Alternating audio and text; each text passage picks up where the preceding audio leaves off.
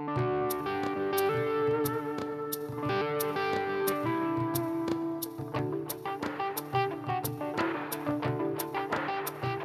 friends, welcome to Raising Lifelong Learners. I'm your host, Colleen Kessler, and this is the podcast where I encourage you to trust yourself and your differently wired kiddos as you help cultivate their curiosity, encourage them to discover the world around them, embrace who they are wired to be, all while helping them discover their passions, interests, and raise them to become the amazing adults they're meant to be. Hey, welcome back. This is episode 233. Today is part 2 of the episode we had last week. We're continuing our conversation with Michelle Brownell, and I'm excited about this because there were weeks between the first and the second conversation because life just got busy, and it ended up making for a much richer conversation, and I love the direction that it went. So I hope that just like last week's episode with Michelle, who is just a gem and such a gift to the homeschooling community, I hope you're able to take away so many wonderful, wonderful little takeaways and apply them to your homeschool and your parenting right away. All right, before we get started, I just want to give a special shout out to CTC Math. Thank you as always for sponsoring the podcast. You'll hear a little bit more about them in the episode, and we're going to take a minute now and let you hear all about another sponsor of ours, Night Zookeeper, who we love. So stay tuned, because right after this word about Night Zookeeper, we're going to get on with the conversation with Michelle. Okay, are you looking for something to kind of shake up what you're doing for language arts? Night Zookeeper just might be the answer for you. We have used Night Zookeeper in the past, but we're back in it this year with my youngest, Isaac. He is just about to start jumping in again, and I'm excited to be able to share on social media some of the things that he's doing with it. But Night Zookeeper is a game-changing language arts program that takes the stress out of teaching because it's fun, it's engaging. Your kiddo is going to love it because it's different than other things. It teaches your child spelling, grammar, punctuation, vocabulary, reading, and writing through a pre-planned language arts curriculum that your kiddo can use independently. I love this because a program like Night Zookeeper frees me up to do one-on-one help with another kiddo while one is doing Night Zookeeper independently. And then, so when Isaac's doing this, he can jump in, he can learn, he can write, he can engage with the word games and the interactive video lessons and the cool, fun, inspiring writing prompts. And then if he gets stuck or he wants to share something with me, he can pause and come get me and I can go help him, but I don't have to sit there and do it all from start to finish. And let me tell you, having some of those kinds of programs in your back pocket when you are a crazy busy mom of gifted, twice exceptional, and otherwise neurodivergent kiddos is a game changer because you can take it on the go, you can bring your tablet with you, your kiddos can access it from the computer in the family room or the laptop on the go or their Chromebook or whatever. And okay, so here's something super cool. Your kiddo is going to get written feedback on their writing from real tutors. So if they need support or they need to be working on something or they need to add some more describing words or they're messing up their punctuation, you don't have to be the bad guy. I know I'm the bad guy often in my house when I'm trying to get my kids to understand a certain concept. And here you have real tutors at your disposal helping you by assessing and taking a look at your kiddo's writing and giving them feedback. Thousands and thousands of homeschool parents have found success using Night Zookeeper to transform their children's attitude towards language art and writing in particular, and you're going to love it. It's perfect for ages 6 to 12. If you've got an advanced kiddo, you could start them earlier on it. If you've got a kiddo who needs a little bit more support with their reading, writing, vocabulary, or other language arts skills, you can let them jump back into it or stick with it a little bit longer. However you need to use the program, you've got this. Okay, so if you're ready to say goodbye to the stress of teaching language arts, give Night Zookeeper a try. Just head on over to rll.bz/nightzookeeper, rll.bz/nightzookeeper, all lowercase letters, and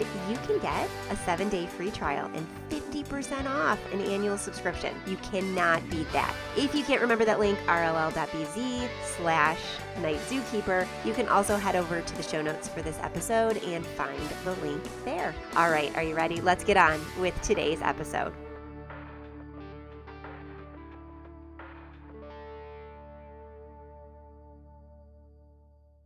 I'm so excited to be back with Michelle Brownell. We were talking, you might have listened to the episode last week. If you haven't listened to last week's episode, go back, listen to that one, and then follow it right into this one because this is going to be a continuation of the conversation that we had. And it's going to go a little bit deeper into some of the things that we can do as parents because we talked a lot about kids last week and about homeschooling through those tough times, and we just really wanted to keep that conversation going. So here we are with part 2. But before we begin, just in case you didn't catch that episode and you want to listen to this first because your hands are full of dishwater, let's take a quick second. And Michelle, will you just introduce yourself and say hello, kind of refresh our memory as to who you are and where you're from, and then we will dive into this meaty conversation. Yep, absolutely. So I am Michelle. I have been married for 29 years to a quirky husband himself. And together we homeschooled 2 kiddos who we adopted at birth. My son is about to be 18, and this is his final year in the homeschool journey. So we made it. There were days I didn't think we would, but we made it. And then I have my daughter who is 15. We have homeschooled from the beginning. We've learned right alongside of our kids. They have their own unique challenges and strengths, and I think they have taught me more in this journey about life and learning than I could have possibly taught them. So we're in it together. Okay. So again, it's so weird. I mentioned this in the last episode, but I'm just going to say it again. It is so weird that Tyler's 18. Like that. Yeah. Oh my gosh. They're so big. I've watched your kids grow and they've been a part of like just my world. And that's Yeah. it. Okay. So homeschool moms out there who have little kids, you hear this all the time, that it goes so fast. And I would say that when you're in the midst of it, it feels like it's never going to end sometimes. And you're dealing with the struggles and stuff, but you do blink and they're just different people and they're teens. And I don't want you to be afraid of the teen years. They've been so fun. And if you just continue to treat everything as like the next step and the next thing and the next thing, like it all is great in and of itself and for the very reasons they're different, the stages. But it really does, you look back and now you're getting ready to send them away to college if that's the direction they want to go, or help launch them into their businesses if that's their direction they want to go, or whatever it is. Like I'm talking with, I've got the one graduated, we'll get back on track, I promise. And I've got the one that's a junior. And then my 14-year-old has talked for a long time about being a zookeeper, but doesn't want to go into like full on zoology. She wants to be a zookeeper. And the zookeeper programs that we found so far, I've talked to a couple of friends whose kids have gone in that direction, are 2-year programs. And most of them are at places that don't have it's not a college where you can send your kid with a dorm. And that particular kid is my kid with anxiety and all the different things. And so I'm not going to send her at 18 to go get an apartment in another state and, walk to the community college. So I've been talking with Isaac, like, wouldn't it be a fun adventure if for 2 years you and I homeschooled in like Florida so she could attend this 2-year program and we got, a rental for 2 years. But like, there's so many cool things that are just around the corner and you don't know what the next thing is. So just enjoy where you are and know that you're building relationships that are going to last a lifetime. So anyway, that's a little side tangent. Well, and I just have to say, I have enjoyed the teen years more than I thought I would, because I think we do get afraid of the teen years when we're in the midst of the hard struggle, when our kids are in that development stage. But because we did so much of the hard work when they were younger and we worked through a lot of that, seeing them grow into who they are, it's fun. Like last night, they went out and hung out to eat before they went to some event. And my daughter's like, "Hey, Mom, you want to come inside and just say hi?" And so I pop in and they're all wanting to, have me say hi to their friends and stuff. And my son will walk by and just give me a nice little rub on the back, and it's just this connection, or we'll fist bump as we're walking through the hallway of different things. And that, to me, to see that come about. Yeah. And he's not college bound. He's actually just got accepted into an internship that he applied for. Yay. So that was something we didn't see coming. And it wasn't on our radar, and the opportunity opened up and he applied and interviewed and went through the process. And so it'll be a great opportunity for him. It's a mentorship plus a work experience. So he's excited about that. But that's the thing. You don't know what's coming. Right. And we can only hold on to what we have today. And as we go one step at a time, doors open that we didn't know would open. So let's leave that future anxiety where it needs to stay and keep focused in today. Exactly, which actually leads us perfectly into the conversation that we were going to continue because last time we were talking about compassion and we were talking about collaborating with our kids and building those connections.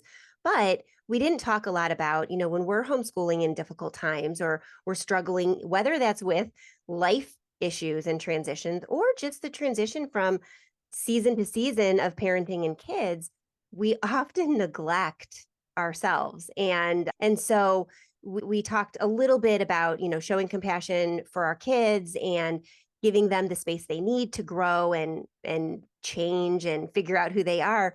But we had kind of mentioned at the end that we didn't talk about how we can even have the capacity to do that, right? When we are burnt out and trying to be all the different things to our kids that they need. And we wear so many hats as homeschool moms. And you throw in, owning a business or writing or working part-time for somebody else or doing anything. And then you've got the house and then you've got the meal prep and then you've got the getting the kids to where they need to go and figuring out what you need to do to get them ready for whatever program they might want to do in the future. So how do we even do that? How do we do these C's in a way that like we have something to draw from? Well, and the 8 C's for me are a compass. They are when I'm out of those areas, it's an awareness that something is out of alignment and I need to find my way to get back to that. One thing I'll mention too, when we're going through a lot of these hard, and we went through really hard seasons. We went through crisis and through trauma and through grief and loss. But as you mentioned, there's also just the day to day of hard things and being pulled in different directions. And when those are prolonged, the stress levels that we go through can really dysregulate us. And I think the challenge for us as parents, especially parents of high needs kids, is we're regulating our own emotions when we're going through the stress. And then we're also navigating, helping to help our kids regulate their emotions. And when we're both dysregulated, it doesn't give us the capacity to do that because we're connecting beings and emotions are energy. So we're going to bounce off of each other. And if we're in that constant state, we stay reactive as opposed to, being able to come alongside of them. So you asked the question of how do we do that? I will tell you a story of what happened with me, which made it realize how important it was for me to do that. When we were in the middle of an extreme crisis and I didn't have the capacity and I wasn't regulated because I was just trying to do the next right thing in front of me and handle the next emergency call.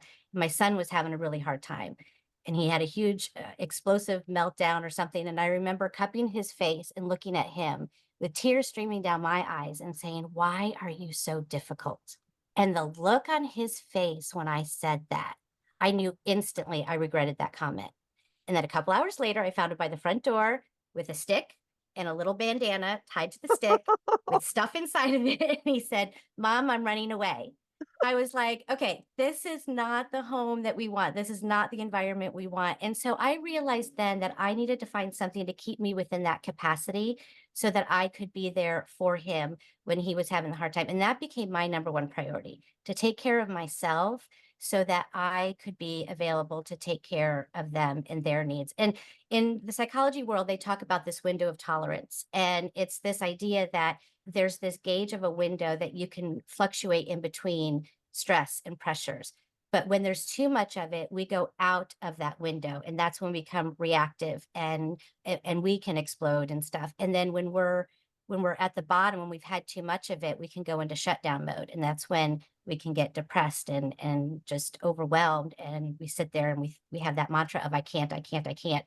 So a couple things I've tried to do is going back to the 8 C's, that calm. What do I need to get myself back to a state of calm? And when you're going through a hard season, there's a couple things that I did, and they're the routines that I put together for myself where I gave myself space to process. So a lot of times we're so busy going about our day and doing the next right thing that all of our emotions are buried inside of us.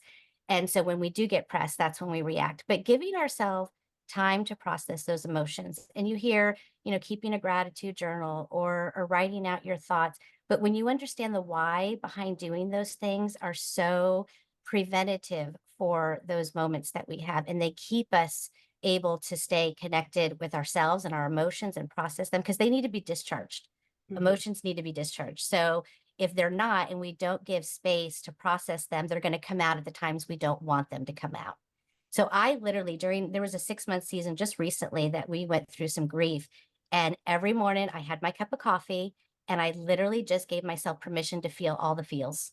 And I just cried every morning. I gave myself 20 minutes and I just cried and I let myself feel it all. But then I was able to pick myself back up, go be with my kids, be with my day, and recognize that those emotions had a place to be processed. And so I wasn't pouring those emotions out with my kids. And, movement for our bodies, because again, emotion is energy. So the more we can move, if we take a 10-minute walk in the middle of a hard day, that will do so much to be able to bring us back to a place of calm and breathing. And I know you talk a lot about that when you talk about anxiety, but when you understand what happens in our bodies and in our minds and in the anxiety, when we can just take a moment in the day, and that's a simple thing that we can do when we feel overwhelmed, like literally just stop and inhale and exhale and take these big breaths. That's giving yourself space to say, I'm having a hard moment right now and I just need to breathe. And when you breathe, it releases, you know, all those neurons and stuff in our brain to help bring ourselves back to calm. So we're not constantly fighting out of that amygdala state and that hijack state. So that's for me, being able to process the emotions, whether that's if you need to walk, if you need to breathe, if you need to talk with a friend, if you need to journal, giving yourself permission to say, this is time that I need to do that. And, when it comes to compassion, and we talked a little bit about this when we talked about lowering the demands Mhm. for the academics with our kids, but what would it look like if we lowered the demands for us as parents? And just think about what are all the demands that are on your plate and how can you lower them and recognize that maybe it's just a season to do that. And it's not always going to be like that.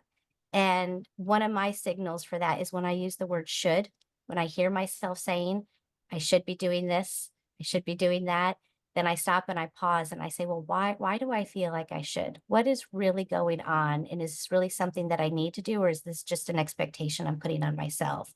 So even something simple, like if you're in a really hard season, paper plates. Like Yeah. I literally had Amazon subscribe and save of paper goods coming to my door every month because I just didn't have the capacity to do dishes. And that was one thing that I gave myself permission to take off my plate, and just being okay that enough for that day is okay and Mhm. not putting that so I had asked, what are the shoulds that you're putting on yourself? And just really taking them into perspective of what really matters in that moment.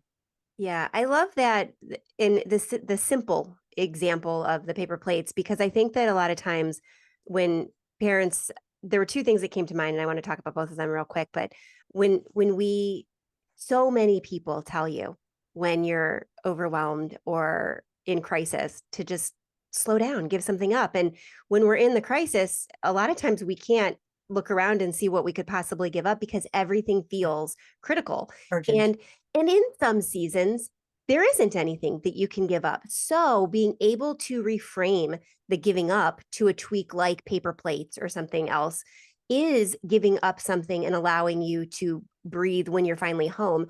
Okay, so years and years and years ago, I made every meal from scratch and I made multiple meals and multiple snacks a day. And when I haven't talked about it in a long time, so some of you who are new listeners may not know that I had a really bad head injury a year and a half ago. And one of the things I struggled with after the concussion was organizing my thoughts to use ingredients to make a meal. And I'd always been Yeah. very good at that. And so opening the refrigerator or opening the cupboard became an overwhelming thing for me, to the point where I would shut it and not make anything. And so during that season, and actually it's still bleeding into now because I have teens and they go everywhere, but they can't drive themselves yet. And so you're basically driving people places and sitting in a parking lot waiting for them to be done if it's not conducive to going home and coming back, or you're coming home for an hour trying to throw a load of laundry in and going back. I don't cook breakfast anymore. Everybody fends for themselves for breakfast. I don't cook lunch. I don't have like the two snack times a day. And I make dinner, but dinner about, I don't know, 3 or 4 times a week is like a Stouffer family size frozen lasagna or grandma's rice and cheese bake or something that's like that I can pop in the oven and an hour later come throw a salad together and eat it. And you've got to be okay with that. You've got to, and we do the Yes. paper plates thing too, because then the sink just builds up with dishes. So it's the majority of the dishes are the cups that we use and the things we use to cook in.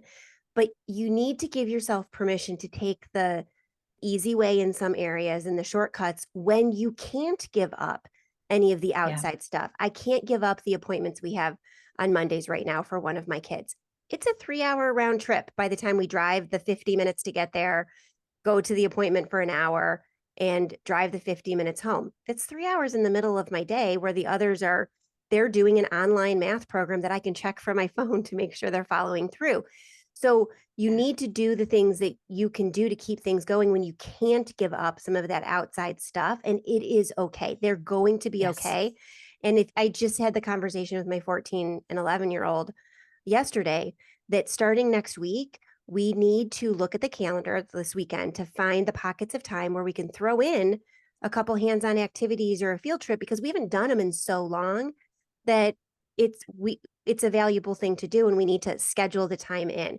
The other thing I wanted to say about the breathing, this extends, like you said, to anxiety, to centering yourself, to all the different things. We were at my daughter, who's the singer, musician, musical theater person, goes to voice therapy at the Cleveland Clinic right now because it wasn't a vocal injury, thankfully.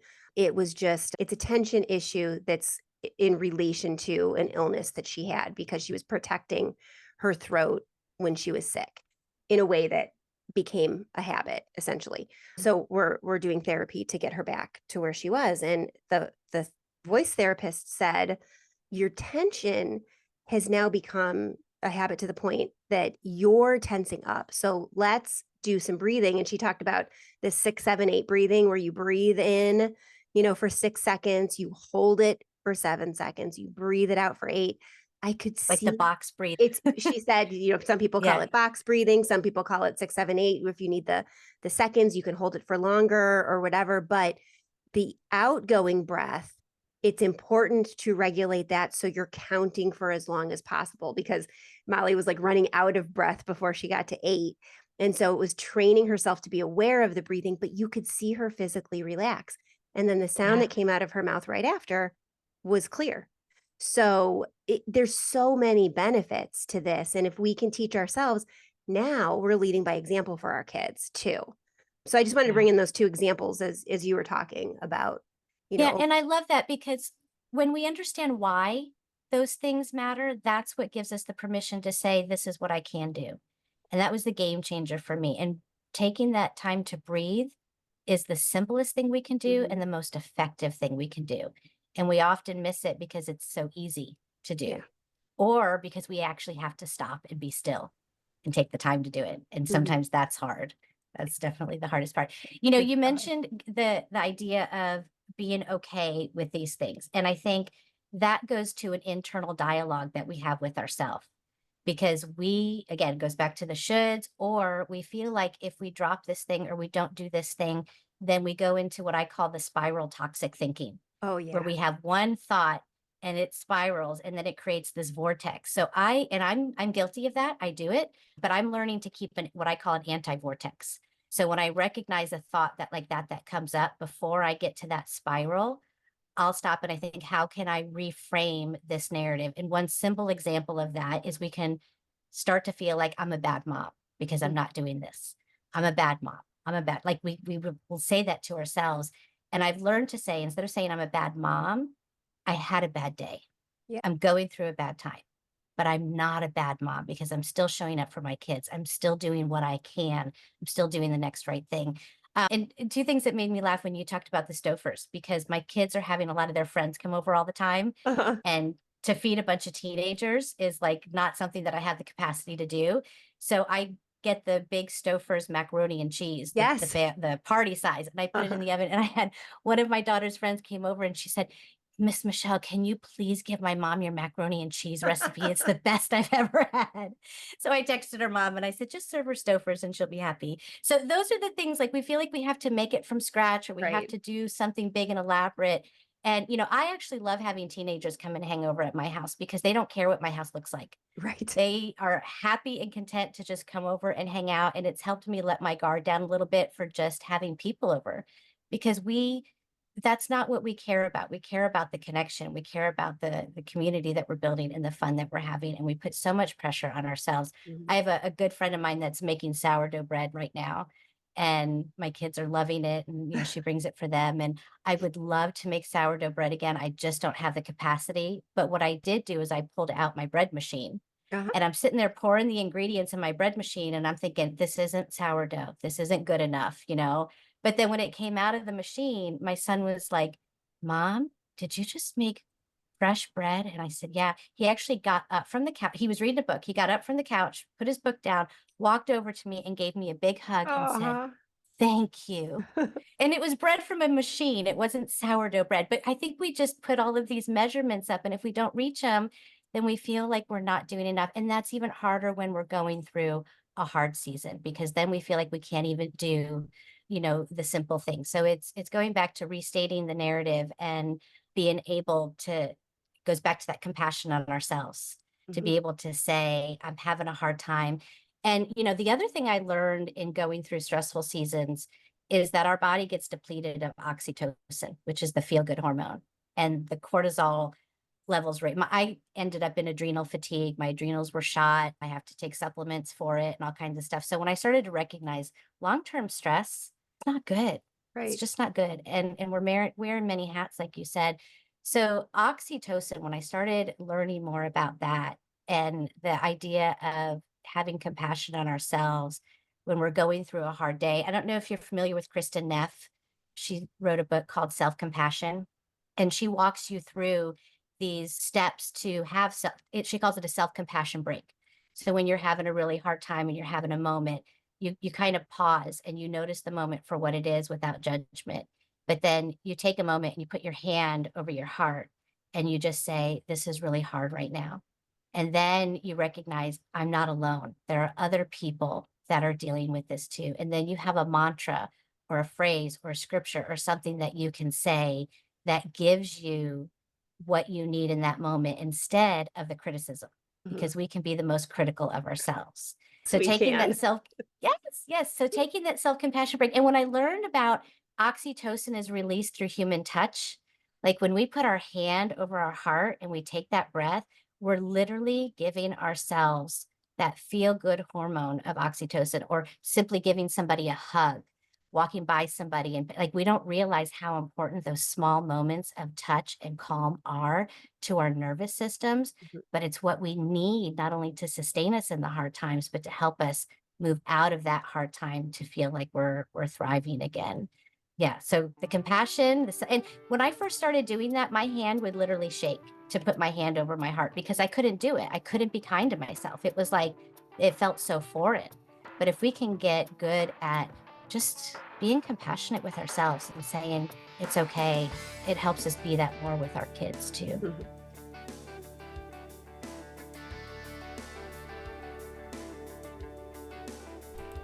Hey there. Okay, so I've been talking about CTC math for years now, and there are very good reasons for that. First of all, they're so supportive of all the different things that homeschoolers do and need in order to be successful. And it's just a really great program.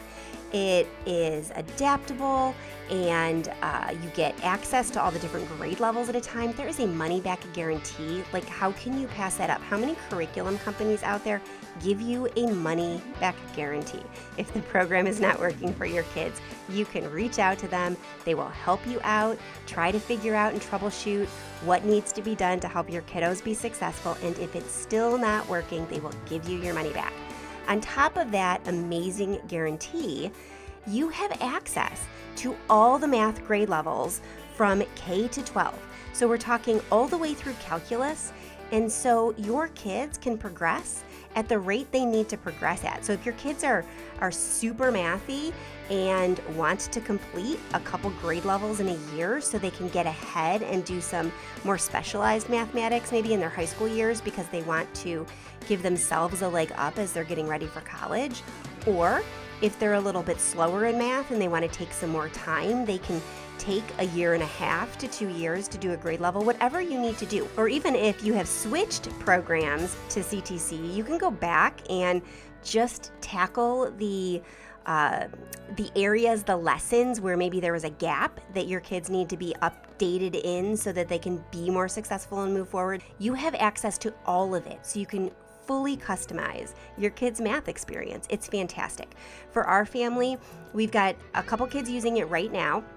One of them likes to do math in a more methodical, kind of day by day, 7 days a week approach. And that particular child does one lesson a day, 7 days a week, and moves forward kind of slowly. And then if there's a lesson that they don't get, they bounce back and they do that lesson again and again until they reach mastery, and then they move on to the next lesson. And that works for that particular kid. I've got one kiddo who loves math and loves the idea of being ahead of grade level. And so that particular kid does a minimum of 2 lessons, 5 days a week, and often still does 2 lessons a day on the weekends. So we're talking 10 to 14 lessons of math a week for this particular kiddo, because this kid's goal is to whip through math as quickly as possible so they can say they were ahead of traditionally schooled kids in the school district where my husband teaches, which I just think is a crack up. I'm not the only one though. I get emails all the time from listeners just like you who have tried CTC Math because they've heard about it on the podcast or read about it in one of my newsletters, and they just wanted to let me know that it was working for them. Like this email that I got from Rachel. Hi Colleen, my son was really struggling with math until I tried out CTC. He is doing phenomenally right now after just a few months. I love the program and he loves it too. He feels confident and is all geared up and ready to go, even through the summer. I do the weekly revisions, and I was wondering if... I appreciate you and this resource you shared. Thank you so much. Keep up the great work.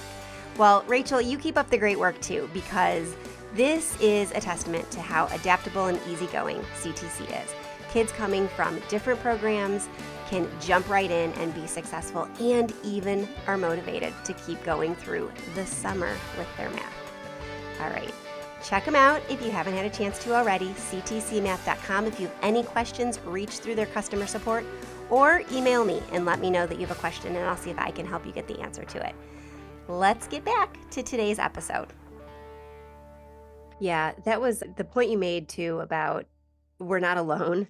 You know, it's so easy, especially as homeschooling parents or any parent that stays home predominantly, whether you work from home or you are a stay-at-home parent and that is your work, you can be isolated. And then your release tends to be social media right now, where everybody's showing Yes. highlight reels.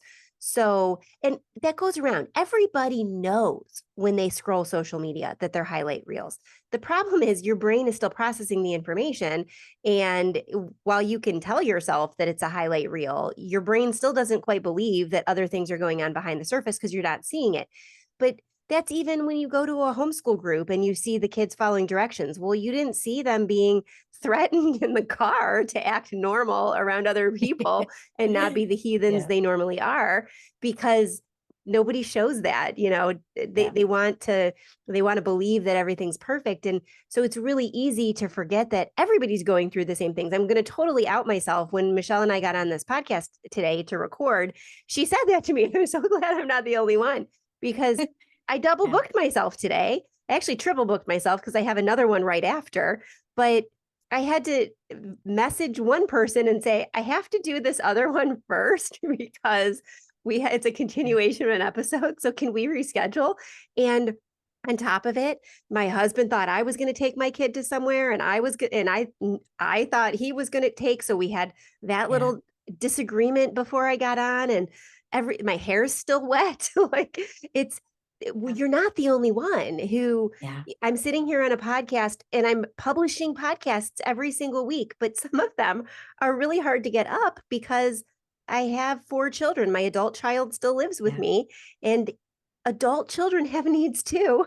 And you might Yes. be staying up till 2 o'clock in the morning going through an existential crisis with your 21-year-old and then getting up with your 11-year-old who sprained their foot running in the hallway of their house and trying to still get a podcast out or dinner Yeah. on the table or your other kid to where they need to go. You're not alone. Whatever it is you're Yeah. going through, you need to show compassion to yourself because there are hundreds of other people going through really the exact same thing. You're just not hearing about it. Yeah, yeah.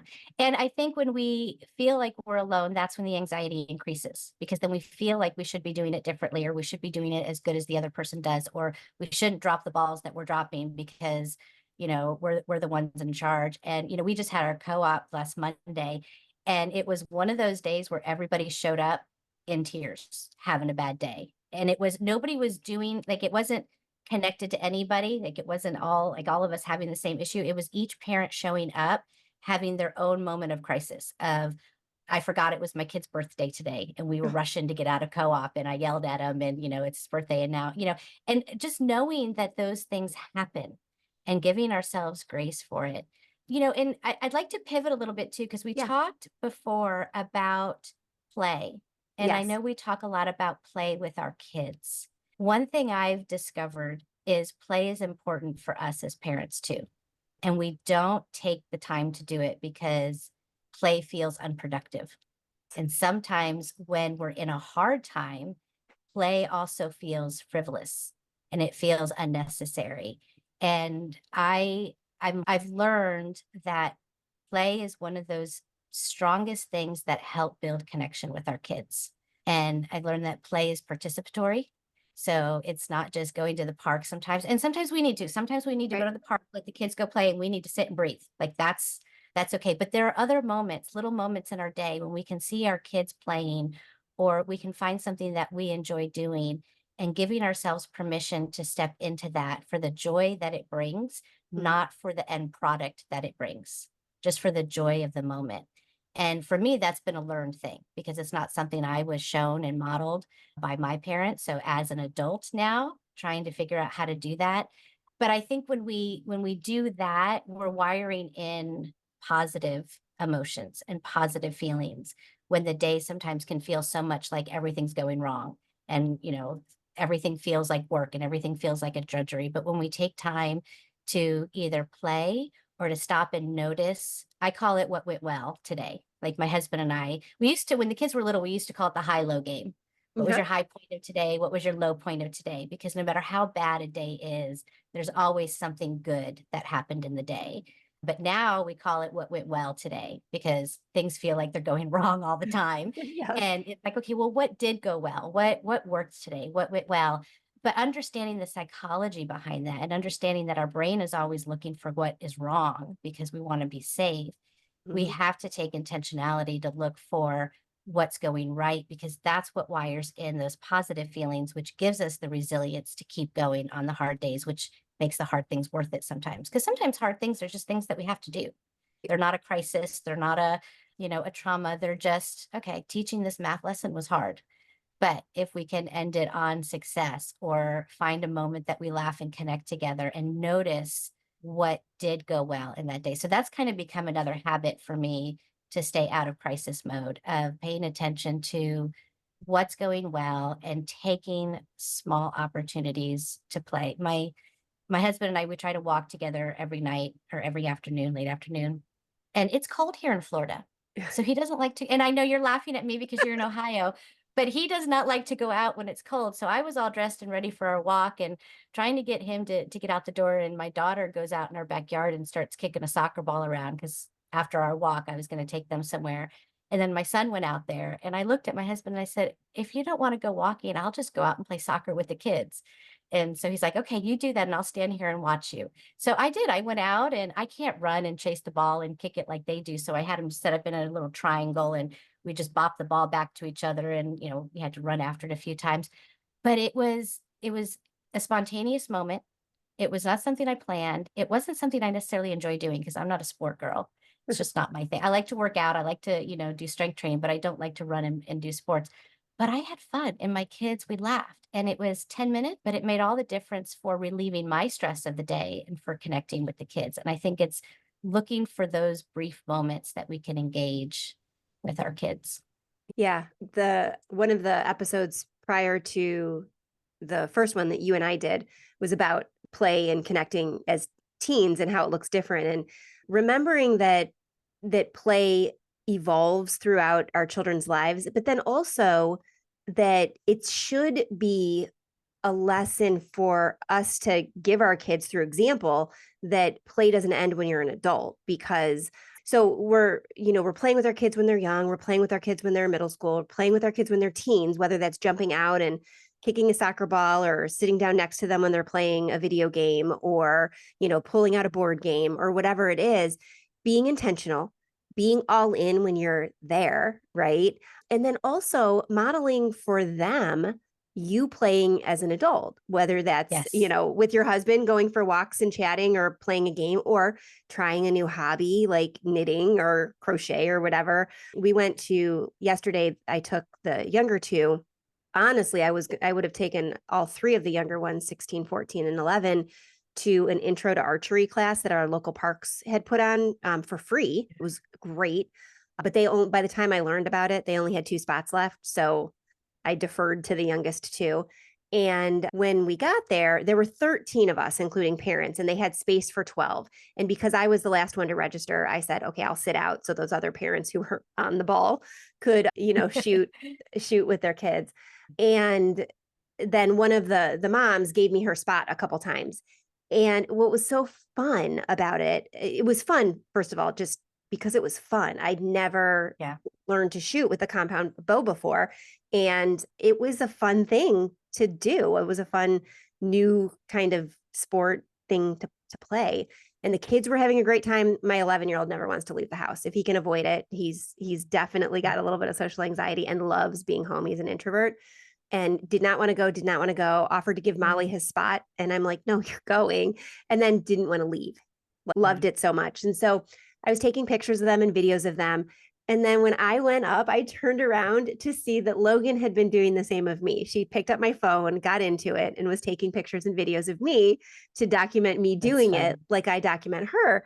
And then was talking to me about the pull of the bow and how we can get them for our backyard because we have woods and it'd be safe to shoot, and just how fun it was. And what we learned was that the park system that offers this, if you take their intro class, whether it's a family class like we took or individual adult or kid classes, then you can now go to any of their other archery programs, and they do a couple a month that are archery games. And so once you do the intro class, you can, if you can get in there, there's always a wait list, but you could sign up for these like 2-hour games and tournaments and fun things. And they've got all the equipment. And so now they're like, when can we go back? When can we go back? But when you do that, like I wasn't playing with them. I was like, Right. hey, could I give it a try? And they saw that, and now they're more interested in doing it. And they saw that 50-year-old mom is not too old to try a new thing or play around and Yep. be bad, because I was bad the first couple shots. It's okay. So we want Yeah. to make sure that we're modeling for them too, that we're just playing. We're picking Yep. up something new, or shooting some baskets in the backyard because we're there. Yeah, yeah, for sure. And my husband and I, we have Disney passes for all four of us, but my kids are at that place where, if their friends can't come, they're not sure if they really want to go and stuff. So my husband and I have committed to, on Monday nights, we call it our Epcot date nights. Oh, And fun. we go, yeah, we go just for the fun of being able to go walk around the countries. We don't really go on a lot of the rides, but we eat at the different places. And then we come home with popcorn because we always bring our kids popcorn. And the kids always want to hear, what new foods did you try? Because they always have the unique food biz. And then if we tell them anything interesting, they're like, okay, next time you go, we want to go with you and we'll go try that booth. So, even that, it's not the activity of play, of doing a sport or doing a game, but it's something that you're doing good just for the pure pleasure of it. And then your kids, you get to talk about it with your kids, and your kids get to see you experience it, and they're learning from you. And it just creates this connection. And our family loves to watch movies. We have family movie night, and the kids will bring their friends over to watch movies. So we just recently invested in getting one of those popcorn, those like movie theater popcorn stands Yeah. that you can Uh-huh. pop your own popcorn, and it makes, and that has become play in our house because now Mhm. when the kids come, they want to pop the popcorn and the house smells like movie theater popcorn and they get to pass it out. And so it's little things. It doesn't Yeah. have to be big stuff. It's just finding those little moments, but it takes time to do it. It takes Hmm. time to play. And I think putting that on our agendas is something that is my husband and I say this all the time. This isn't frivolous, this is essential. We've Yeah. reframed it as this is something essential for us to do because if all we're doing is the drudgery of the hard days, then we're not really living life and enjoying life and connecting with each other. And having those moments, even if we don't have time, because nobody has time for that. We don't have time for Monday Right. night Epcot date nights because there's always something urgent that is on our to-do list that we have to do. But we have made that a priority and made that something that's essential to block into our day, just as urgent as other things. And it doesn't happen every week. There's other things that snuff it out, but it's part of our ritual as a family to do things. And yeah, I think it's just something you look back on. Like you and I were talking earlier, our kids, you have an adult one, my son's 18, he's launching out. Those are the moments that build those connections with our kids. And it Right. helps me to realize that academic happens Mm. as it happens in our day, but it's these other things that are building healthy, emotionally stable, connected adults that we want to stay in relationship when they launch out of our house. Yes, yes, and that's so important. I talked about this in Raising Resilient Sons, but that idea that doing those kinds of things, the popcorn machine, and we've got a similar setup downstairs without the big popcorn machine, but it it builds share or it creates shared stories too within the Yes. family, right? My older two, Molly has always like trended older. And so she's, even though there's 5 years between her and Trevor, they've got this great little bond. And then the younger two have a great bond. And then there's now some crossover in the middle, like the girls are connecting their thing, sharing makeup, and fashion advice. And they've got these little pockets of stories that honestly they wouldn't have had to the degree they have them if they had gone to a traditional school. There have been Yeah. so many times that my daughter, who is involved in some theater programs in schools, have said, I feel badly for some of my friends who don't like their sisters or their brothers, or I don't Yes. understand how this one doesn't want to be around, their sister's kind of fun or whatever. And like you were saying with your kids like fist bumping you as you walk by, we have that same thing. I'm on my daughter's Instagram all the time, and when I have to drive her somewhere and I say, okay, I'll wait in the car, and she'll say, you don't have to. Do you want to come into Yeah. the play with us?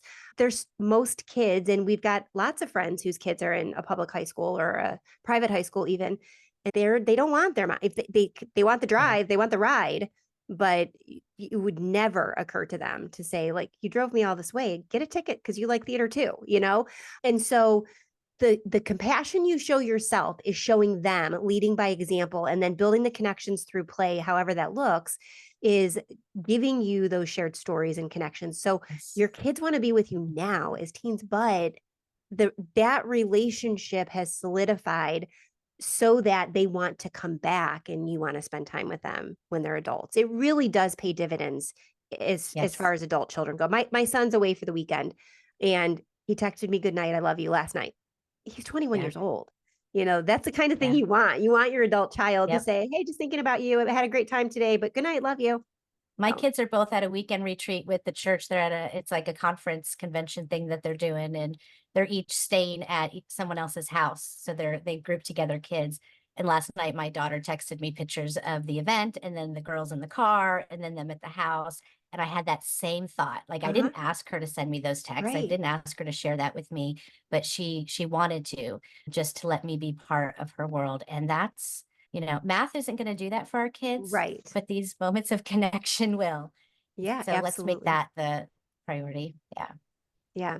I really think that that's a great place to end because I think that it exemplifies both last week's episode and this week's episode why we need to put the work in socially and emotionally and why we want to focus on that with our kids because the proof is at the end. You can never, it's one of the most frustrating things about parenting, right? You do things day in and day out and day in and day out. You don't see the fruits of that, but they do come through a text when they're away as adults or teens, and so keep going, Show yourself compassion, give yourself the breaks that you need, and treat yourself well because you're showing your kids how to treat themselves well and you're building relationships in the process. Before we go, is there anything that you would want to add? Just like one last thing Yeah. that you want people to remember as a takeaway? I would just say trust that it's going to be okay. If you're right smack dab in the middle of the hard and you're not seeing a way out, trust that it's going to be okay. Continue showing up every day. And like we talked about early, know that you're not alone and have courage to ask for help and confidence to know that there's someone there that's going to help you and that it's going to be okay. And find a mantra that you can say over yourself. What is that one phrase? Write it down, put it where you can see it, that you can just give yourself that moment of reassurance and grace and kindness that you need when no one else is around and you need a lifeline. Yeah, absolutely. That's so perfect. Perfect. As always, it's a pleasure to have you on. And I'm always just rejuvenated when I talk to you and need to talk to you more often. We need to make that happen. So I adore you and you're one of my favorite people. So, yes. we do. We just need to, like, I say that every time I talk to you, like, why do I not talk to her more often? So we need to make that happen. But thank you for being here. Thank you for taking time. Thank you for putting up with my double booking and frantic scrambling at the beginning. If anybody gets it, I get it. I totally do. Well, I Grace upon appreciate grace for all of us. exactly. So where can everyone find you online if they're looking? We are at homeschool.net and I'm on Instagram more than I am on Facebook. So Instagram is at homeschool essentials or at homeschool_essentials. Perfect. Okay. And we'll link that in the show notes. So if you are looking for Michelle and you can't remember that, you can go to the show notes on raisinglifelonglearners.com/podcast. And you can find links to Michelle, all of her social media, and then things related to the different topics that we talked about today, as well as the book that she mentioned and some other resources to help you with breathing and showing yourself compassion and taking time to relax and give yourself the break that you deserve and that you need. We'll be back next week, same place, same time with another episode. I appreciate you spending time with me because there are so many other places that you could spend your time, and you are why I do what I do. So I appreciate it. Leave a rating or review if you are up for it. The link for that is over on that show notes page. And we'll be back. Enjoy your kids this week. Love on them. Build those connections. It really does go quickly, but it builds so much for the future. I appreciate you. Have a great week. I'll talk to you soon. Bye for now.